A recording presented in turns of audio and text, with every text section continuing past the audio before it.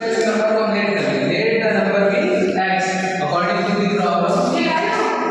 उस नंबर को x के साथ प्लस किया गया तो ये आ जाएगा 5। ये नंबर है x, x plus 3 equal to 5 हो जाएगा, ठीक है।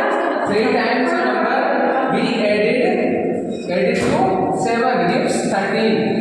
किसी भी नंबर का 3 times तो 3 into x plus 7 equal to 13, ठीक है।